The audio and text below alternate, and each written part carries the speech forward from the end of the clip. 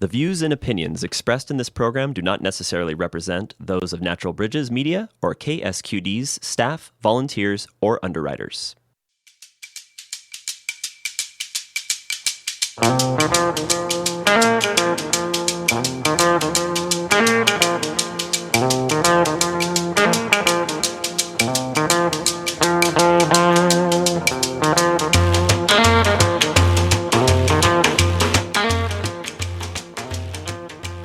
Hello and welcome to Talk of the Bay. I am your host, Len B.A., and I have here with me remotely as my guest Mark Paul. Mark Paul is an assistant professor at the Edward J. Bloustein School of Planning and Public Policy at Rutgers University and former fellow of the Roosevelt Institute and Data for Progress. His research and writing have appeared in the New York Times, the Economist, the Washington Post, and the Financial Times, among other publications. He has testified to Congress on numerous occasions, including most recently in March 2023 to the House Oversight Committee on President Biden's energy policies and inflation. He has advised the leading progressive members of Congress on economic policy, including Senator Bernie Sanders, Senator Cory Booker, Representative Alexandria Ocasio-Cortez, and Representative Jamal Bowman. A native of New England, Mark Paul earned his Ph.D. from University of Massachusetts Amherst in 2016. The Ends of Freedom, Reclaiming America's Lost Promise of Economic Rights, is his first book. Mark Paul, welcome to Talk of the Bay. It's wonderful to be here. Thanks so much. I was inspired to invite you onto the show when I came across an article you co-authored with Carla Scandier and Rory Renzi, The Case for Nationalizing the Fossil Fuel Industry. As the reality of global heating is starting to hit home for many Americans, as it already has for many in the global south and in Arctic regions, it's amazing what a stranglehold the fossil fuel industry has on government policy. Even for the most recent conference of the parties, COP27, which is supposed to be a negotiation between governments on climate policy, there were more fossil fuel industry lobbyists than there were representatives from nations. And the conference itself, including the upcoming COP28, is chaired by the head of UAE's oil company. So I wondered if you would talk about what brought you to the conclusion that nationalization of the fossil fuel industry was necessary to bring about effective action. You know, it's an interesting starting point. So here we predominantly have privatization of our natural assets that are fossil fuel related. So the vast majority of fossil fuel assets either sold off, or leases that allow companies to access them have been sold off, largely to private corporations. What's really important to note here is that this is a stark departure from how the vast majority of countries around the world build their natural assets, right? The assets that each person in that society is born into just because of where that society is located. In most other cultures around the world, the high income or low income countries for that matter, those natural fossil assets are actually nationally owned in the first place. So I think it's just an important starting point to highlight that the US is really the outlier here by having private all of our fossil fuel assets. Now, what drove me to thinking seriously about this problem is where we are in the climate crisis itself. We've already warmed by 1.2 C. It increasingly looks 1.5 C above pre-industrial levels is becoming further and further out of reach unless we very quickly get our act together. And what we've seen so far from the Biden administration with the Inflation Reduction Act, noteworthy important start, but it's nowhere near enough to get us to where our climate goals are. And so if you take what the scientists say seriously, that we need to limit warming to 1.5 C, that we need to embark on a rapid, decarbonization pathway that includes not only building out the green economy that we desperately need, the electric vehicle plants, the electric battery plant, offshore wind farms, etc. But we also need to be coming up with a game plan to decommission our existing fossil assets. And right now, we have no plan to decarbonize. And I think nationalization, where the government were to take over the fossil fuel industry and then develop a comprehensive plan to phase that industry out, is really the type of policy that we need to be considering if we're taking the climate science seriously. And so, just to get a sense of that, as a starting point, I mean, the fossil fuel industry, despite growing evidence that they knew about the causal relationship between emissions and climate change, they've continued to make heavy investments in fossil fuel reserves and extraction and transport, which, at least within the microeconomics of corporate operations, that kind of creates an obligation where they need to keep extracting and selling for decades to recoup the costs of those investments. How would nationalization change that relationship? Yeah, you brought up a couple really important points here. So not only are fossil fuel continuing to develop and expand their existing assets, but they're actually continuing to explore to find new, fossil fuel reserves that actually aren't even been known or developed and open those up. When scientists have looked at the assets, the fossil fuel assets that are already on the books of the companies, we know that those will already bring us our agreed upon climate goals in Paris. And so, when we look at the amount of carbon that they're attempting to extract in this very moment, what we see is that they're planning on pushing us far past our climate goals, making them and that's precisely why I think it's time for us to intervene and think about, okay, the fossil fuel companies have had decades to change their tune. They've known about this at least since the 1970s. It's become well-known public knowledge since the 1980s. And here we are in 2023, and what are they doing? They're continuing to fight it. They could have functioned as energy companies that were part of the solution, that actually thought, okay, well, how do we transition as the world's energy companies and produce energy that won't lead to devastating consequences on the planet. But instead, that's not the decision they chose. And so I think the important thing we need to be doing is phasing out fossil fuel extraction and combustion. And to do that, I think that we need to, fact of the matter, replace who controls those decisions. Companies right now, be it Exxon or others, are focused on one thing, and that is short-term profit maximization. And if that's their goal, which it is, they're going to continue to extract. And that's what we see, them embarking on. They just had record profits following the sky-high energy prices, where they were engaging in substantial profiteering off of the backs of the American people. Those sky-high profits, they're handing them out to shareholders, and they're using them to invest in generating more fossil fuels and more greenhouse gases that lead to more warming than we're already dealing with here today. And so, we need a comprehensive plan to change course, because right now the course we're on is terrifying.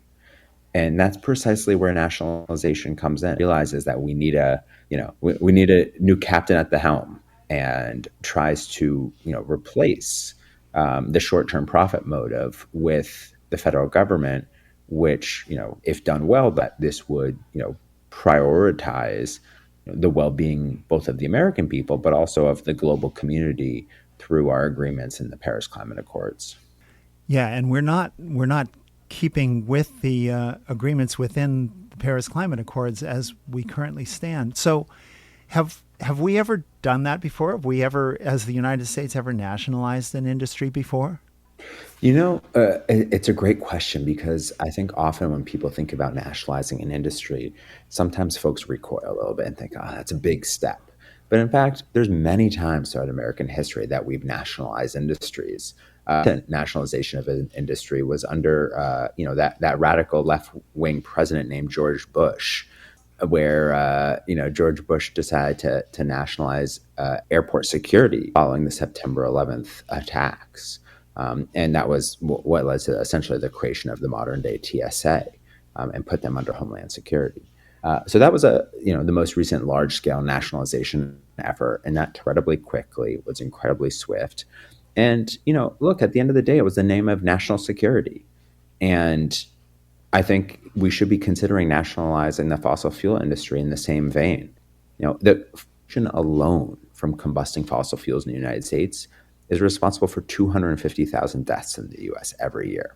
Global air pollution from combusting fossil fuels is responsible for over 8 million deaths a year. It's far more deaths than, the devastating terrorist attacks that we saw.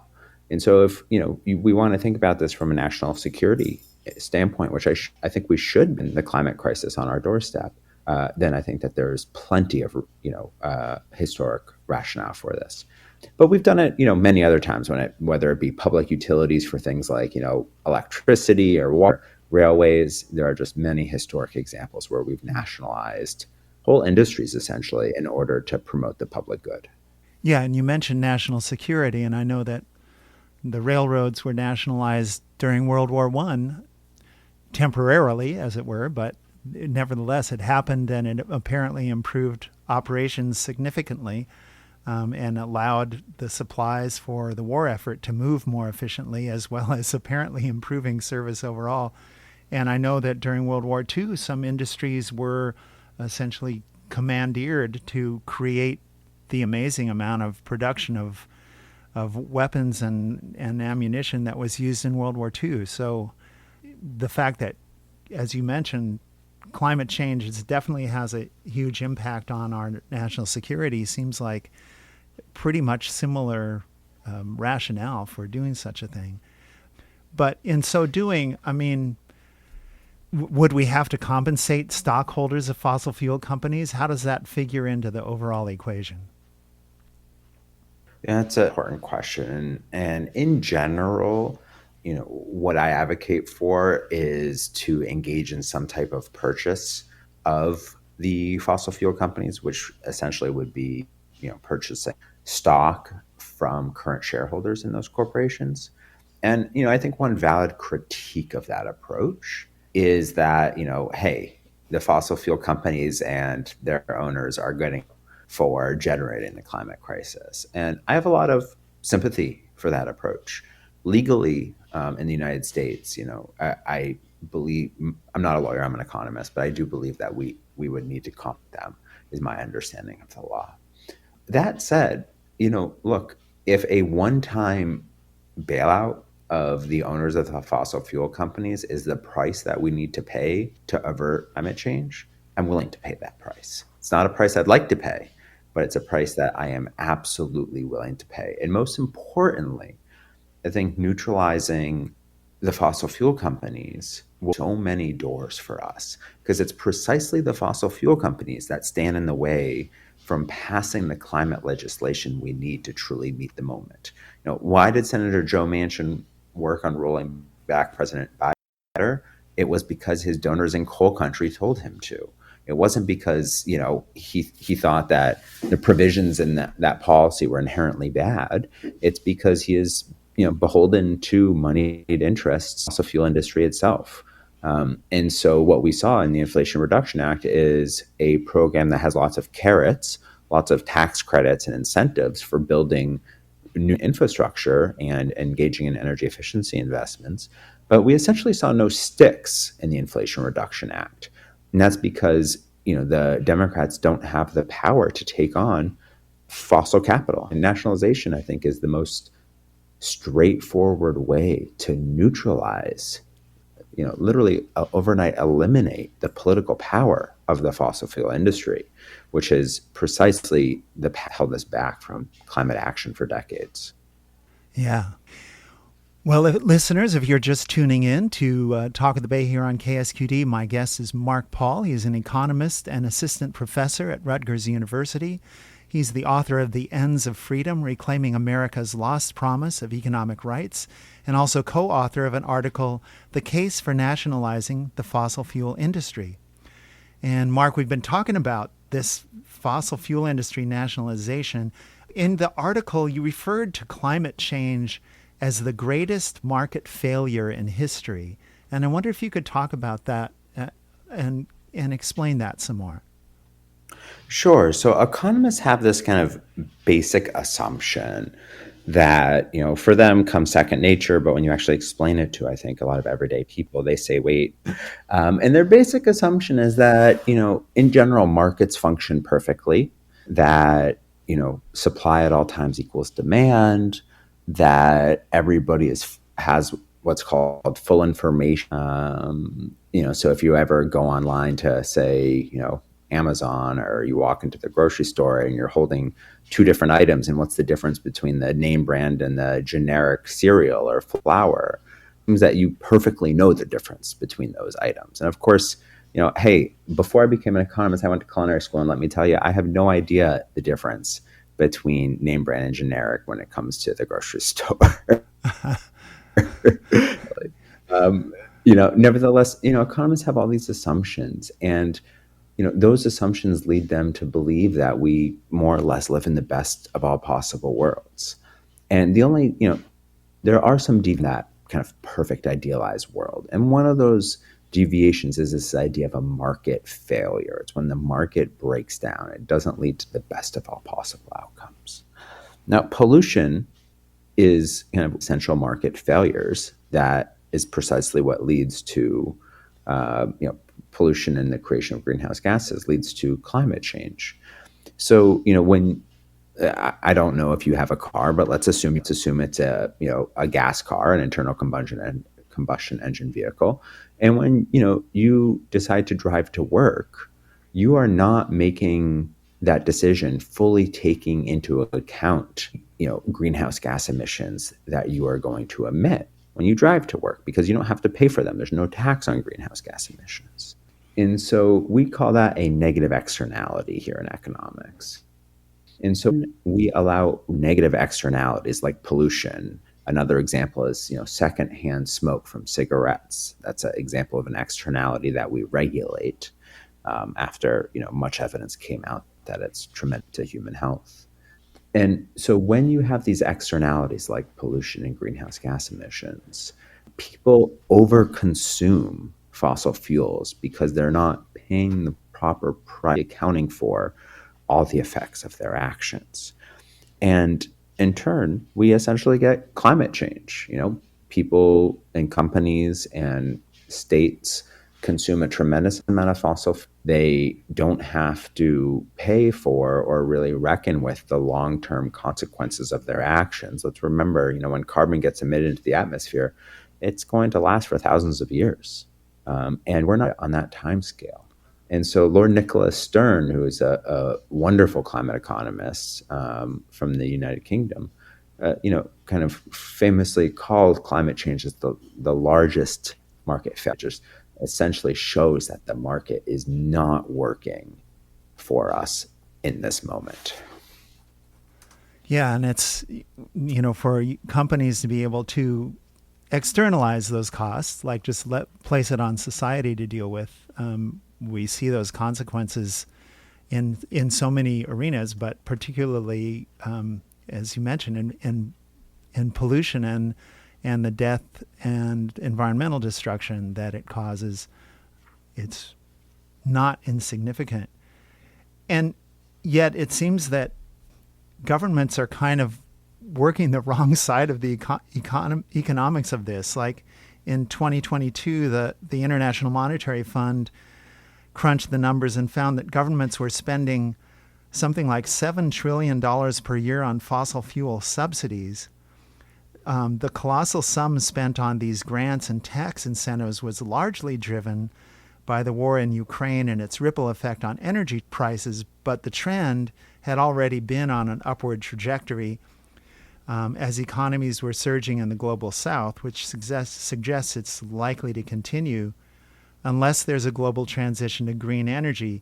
And just to put that in perspective, government backing for fossil fuels represents over 7% of the world's gross domestic product, dwarfing other crucial budget items like education spending, which amounts to a mere 4.3% of the global GDP.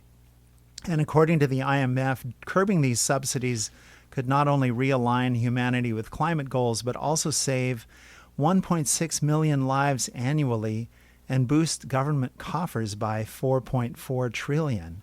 So it seems like nationalization would turn this on its head. I mean, instead of subsidizing the fossil fuel industry, I would assume profits from fossil fuel operations would go into public coffers. Am I getting that right? I mean, what kind of scale are we talking about with nationalization?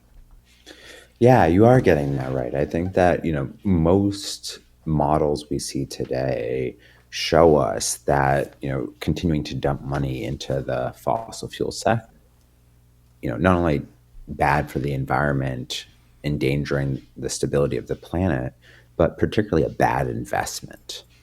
And if we were to convince governments to roll back their financing of fossil fuel companies and fossil fuel extraction, we would collectively be substantially better off for a number of reasons. Now, one of those is just the fact that we would no longer be pouring funds into heating our planet unnecessarily. I think that's kind of step one. Right now, we are just pouring a tremendous amount of money into subsidizing fossil fuels, essentially pouring gas at fire by encouraging them to extract. And one thing I want to be clear about here, this is not a left or right issue, as a matter of fact. Both Democrats and Republicans have been supportive of extraction in many instances. It's true that President Obama actually worked with the G7 in an attempt to roll back fossil fuel subsidies, an attempt that was ultimately but both under President Obama and under President Biden, we've seen a continued increase in expansion of fossil fuel assets.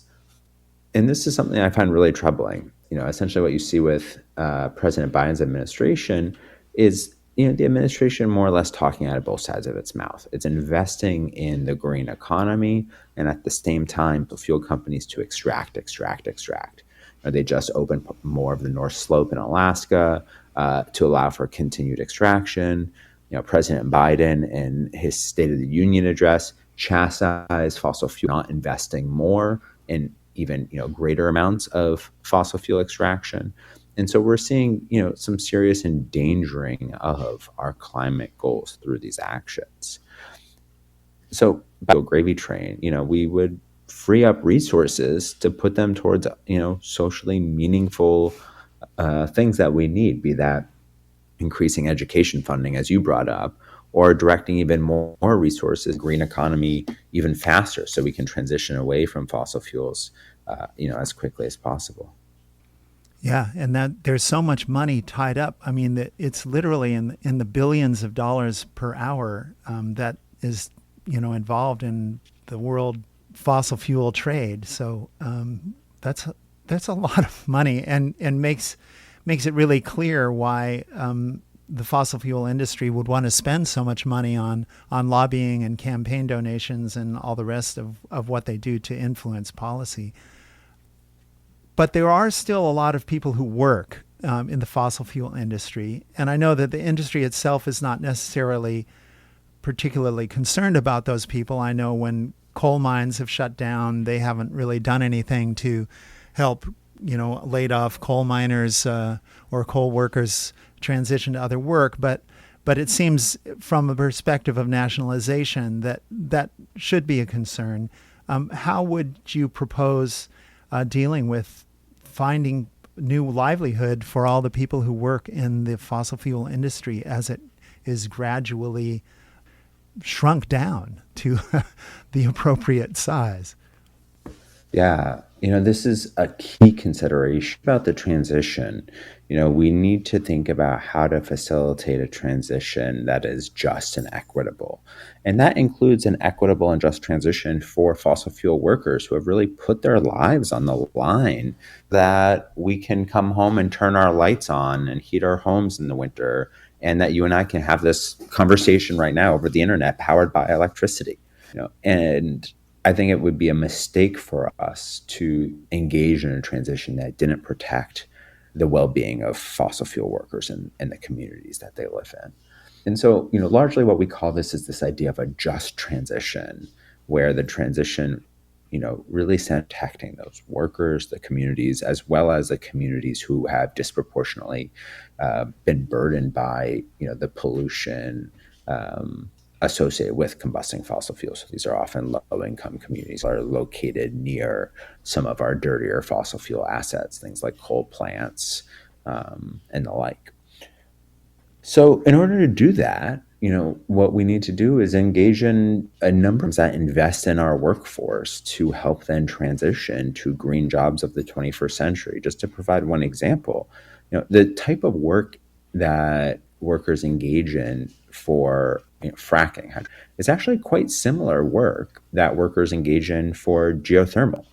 And so, how Yeah. can we work on retraining those individuals to transition, from fracking for oiling, fracking, to drilling and engaging in hydrothermal work to, provide carbon-free energy moving forward. There have been a number of studies and proposals out there. Looked carefully at the details of how do we, transition this. It's more than 1 million workers, from fossil fuels to, the green economy. And in most instances, it's thinking about how we transition workers. Other part of the puzzle is thinking about, how do we help some workers maybe retire early and ensure that they have, retirement and healthcare benefits to take care of them in their old age after putting their bodies on the line. And it's also in thinking about how communities, often you'll have entire communities that were dependent on the fossil fuel industry. And so how do we utilize, essentially what economists call industrial policy to say, maybe we should locate a battery factory there so we can trend away from the fossil fuel industry and into these new, well-paying union jobs. And we need a lot more government action in order to engage in, the types of. Yeah.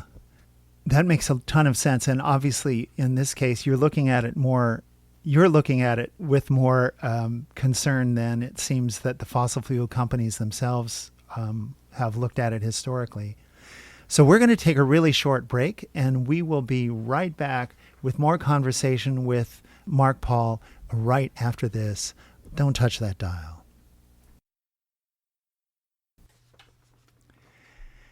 If you're just joining us here on Talk of the Bay, my guest is Mark Paul. He is an assistant professor at Rutgers University, an economist, the author of The Ends of Freedom, Reclaiming America's Lost Promise of Economic Rights, and also a co-author of an article, The Case for Nationalizing the Fossil Fuel Industry. And we've been talking about the case for nationalizing the fossil fuel industry for the past half hour. And Mark, I want to go ahead and continue with that because I have a little bit more to ask you about that. Obviously, to do such a thing would take a major policy initiative, but it will also take some allocation of funding, at least some kind of something that handles the transition. So forgive me if this is a naive question. I'm not an economist, but since it appears that we can effectively print money to pay for wars and pandemic responses, how much do we really have to worry about how we would pay for nationalization? Oh, that's a great question. So I do want to caution and say that, the United States government, yes, ability to generate funds to pay for things when it so desires, but there is some upper limit. We can't just, print money indefinitely, particularly print money indefinitely that does not increasing economic activity. I know a lot of folks right now are really interested in ideas around modern monetary theory and things along these lines, but I just want to caution it. That said, can we afford to limit global warming to 1.5 C? Can we afford to take over the fossil fuel companies? The unequivocal answer is yes. When we ask that question, I think it's really important for us to break it down into two separate components. The first is, where will the dollars come from? And the second question is, where will the real resources come from? In terms of nationalizing the fossil fuel industry, it's fairly straightforward. The government can quite easily come up with the funds to engage in a one-time buyout of the fuel industry and then develop a phase-out pathway for that industry. That is something that really is absolutely essential to do for not only the well-being of the planet, but for the well-being of climate change is already starting to wreak havoc in the economy. We saw just a few years ago that climate-related disasters eliminated more than half of all economic growth rates, and those numbers are only expected to get more and more severe. So the more interesting and complicated question is, do we have the real resources to actually help us transition away from the fossil economy? And in general here, the answer is also yes. A lot of the times folks will say, well, yeah, but we don't have every single piece of technology we need to fully transition off of fossil fuels. And that is true. That is true. But you know what? We have 85, 90% of the technology we need. And so we can go not 85 or 90% of the way over the next 15 years or so. And then that buys us time over the next decade or two to figure out that last bit of the equation. And I'm fully confident we will be able to do so. So can we afford to nationalize the fossil? Can we afford to rapidly reduce our emissions? Absolutely. What we can't afford to do is continue with business as usual. That is crystal clear, both from a climate science standpoint and from an economic standpoint. Yeah, thank you for that. Well, speaking of economics, I want to have a chance to talk with you a little bit about your new book, The Ends of Freedom. But before I do that, is there anything else you'd like to add about this issue of potential nationalization of the fossil fuel industry and its importance in overcoming the obstacles to getting a real policy that really is effective? I think one of the things that I've been really disappointed in recently is the lack of a point Federal Reserve, which is the central bank of the United States, that are thinking seriously about how to regulate fossil fuel emitters, and in particular, fuel companies. And so I would just mention that, looking to the Federal Reserve, I think, is in a really important area for us to focus on, and ensuring that future appointments are well aware the systematic risk that climate change and fossil fuel companies pose to our economy is crucial, because under a nationalization scheme, a lot of that's going to have to come from most likely and ensuring that we have people who are in powerful positions within the Federal Reserve that are more sympathetic to the climate cause is. Yeah, and I know there have been movements here in the United States to get, for example, universities or state pension systems to divest from fossil fuels, and also to try to get major banks such as Chase and Citibank to stop financing fossil fuel development. Does that fit into that anywhere? It's a great question. So the divestment campaign has been a campaign really pushed by climate activists like Bill McKibben and 350 and others, where they're trying to organizations to stop lending to fossil fuel actors. I think that it's a separate question from nationalization. It's really trying to cut off the financial stream of assets that essentially feed the fossil fuel industry. But nevertheless, it has been a very strategic and I think helpful campaign for raising awareness of the issue and kind of highlighting harms that the fossil fuel corporations continue to perpetuate. So you have a new book, relatively new, out this year, The Ends of Freedom, Reclaiming America's Lost Promise of Economic Rights. And in the book, you argue for an economic Bill of Rights. I know Franklin Roosevelt proposed an economic Bill of Rights back during his administration, which did not get very far. Democratic presidential candidate Marianne Williamson has proposed one currently. What specifically would you include in an economic Bill of Rights, and why? Well, thank you for this question. This book came out just back in May, and it was a tremendous learning experience for me to opportunity to just take a step back and really fully flesh out kind of my vision for what a just and equitable and people-centered economy might be able to look in the United States. And what I came to understand was that provided that our key political identity here in the United States is freedom, we need to think really carefully about what we mean by this idea of freedom and how we can ensure that everybody has it, right? And our Declaration of Independence is life, liberty, and pursuit of happiness. These words ring in everybody's ears. And in order to secure that freedom, what we often think about is our, political rights. Are we protecting our political rights, our right to vote? And sometimes about our, civil rights as well. Of course, the civil rights movement was instrumental in expanding freedom beyond traditional dominant groups, better provide meaningful opportunities and say for marginalized communities. But, the political freedoms, civil freedoms, and other freedoms like reproductive freedoms, which are increasingly right now, aren't sufficient to actually provide people with meaningful freedom, the actual opportunity to be and do what they have reason to value. In order to have kind of a more meaningful, freed economic freedom, we also need our basic necessities met. You might be able to vote, but if you don't have a roof over your head and food on your table, what good is that right to vote?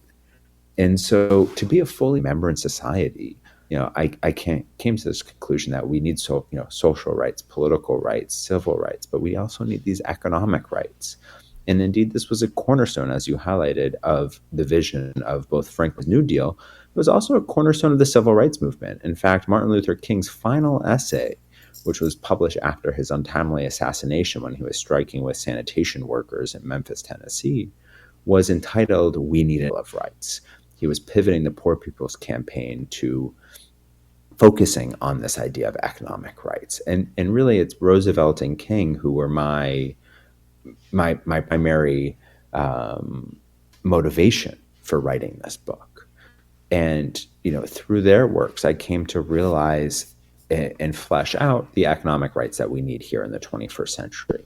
And in the rights that I talk about are the right to work, the right to housing, the right to an education, which includes both pre-K through higher education, the right to healthcare, basic income and banking services, as well as a healthy environment.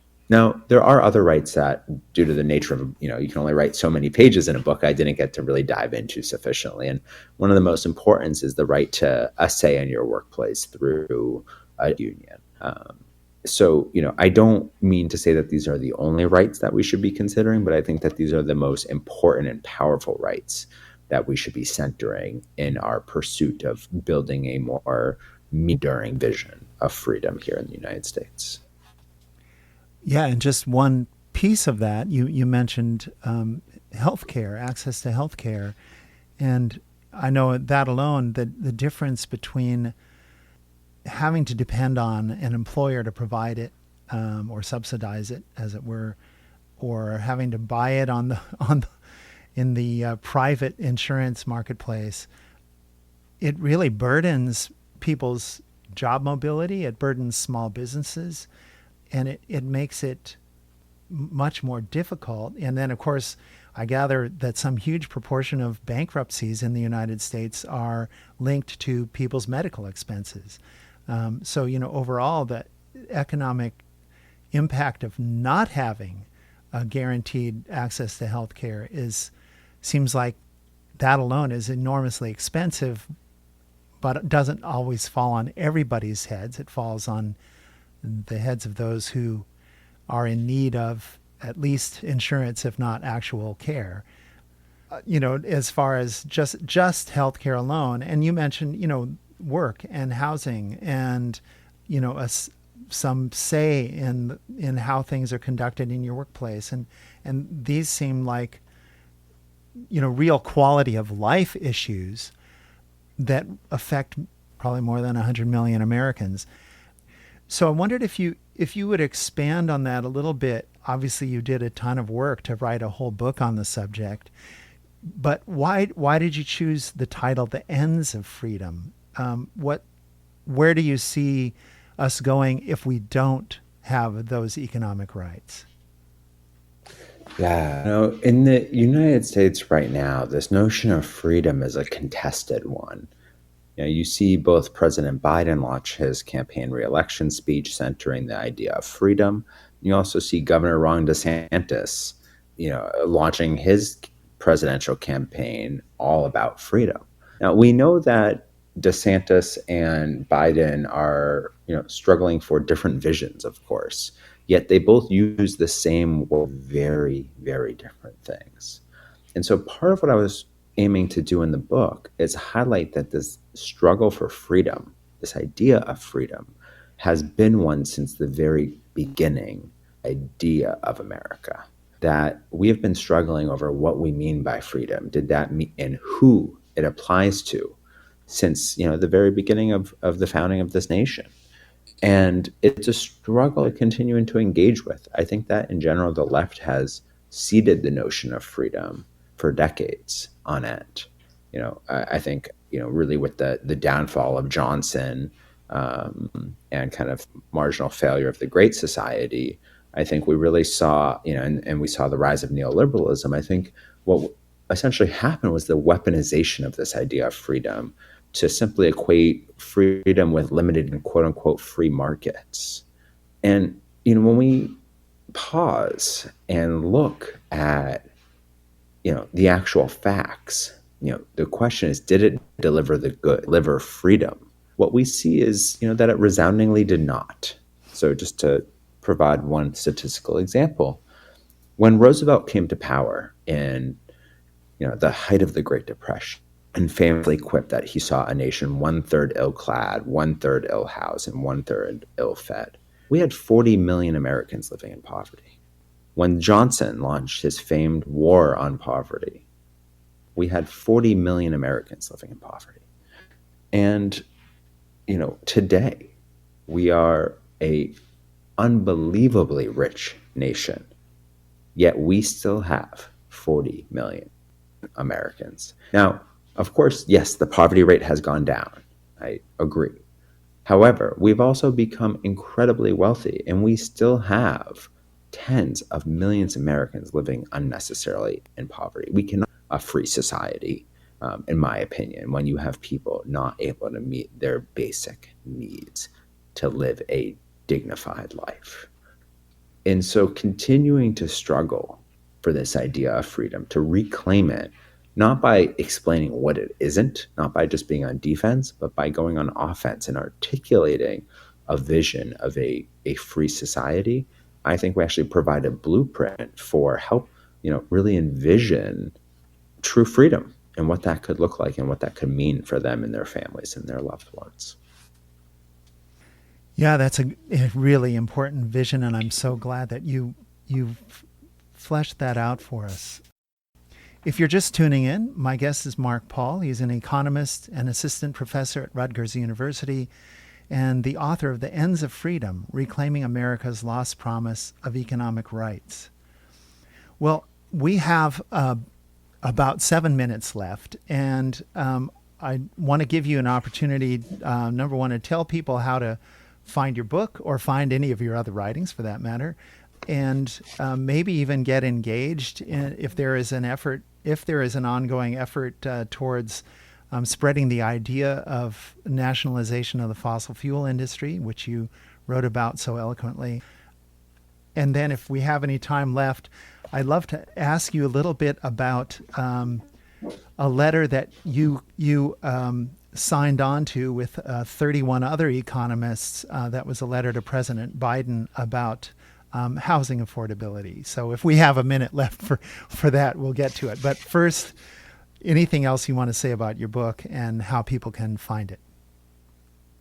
Yeah, one thing I just want to mention on the book, and I know sometimes we can get in the weeds on these conversations, I did write it for, kind of the politically engaged audience. So you don't need to be an economist to read it. I wrote it for folks who are reading the, NPR or the New York Times or the Wall Street Journal. So if you're interested, feel free to pick up a copy. You can pick it up on the University of Chicago's website, or more importantly, at your bookstore. The title again is The Ends of Freedom. For those interested in checking out my other writings, feel free to visit my website, markpaulecon.com. Now, you asked a question, how to get involved if you're interested in this idea of really taking on the fossil fuel industry and really developing a strategy to actually put an end to the fossil fuel and promote a safe, stable, healthy climate. I'd point folks to two areas. So a group that I do a tremendous amount of work with is called the Climate and Community Project. The Climate and Community Project is a progressive think tank worked at developing cutting-edge research at the nexus of climate change and inequality. And they are just doing tremendous work right now looking at both nationalizing the fossil fuel, and I'm also engaging in quite a bit of work with them where we're looking at how to, utilize other policy tools to start curtailing both the power and also, the actual amount that the fossil fuel industry is engaging in here in the United States. So they're a wonderful organization that I recommend folks check out if they're interested. Great, thank you. And could you repeat that link again? I'm a slow writer here. It's it's the Climate and Community Project, and their website is climatecommunity.org. Great, climatecommunity.org. Thank you. All right, so I recently, on a complete other tangent, I was looking at some local issues around housing, and I recently came across a letter from 32 economists sent to President Biden urging a national rent control policy on properties with federally backed mortgages. And yours was one of the names among those 32 economists. So I wanted to just ask you, there are a lot of arguments floating around about rent control.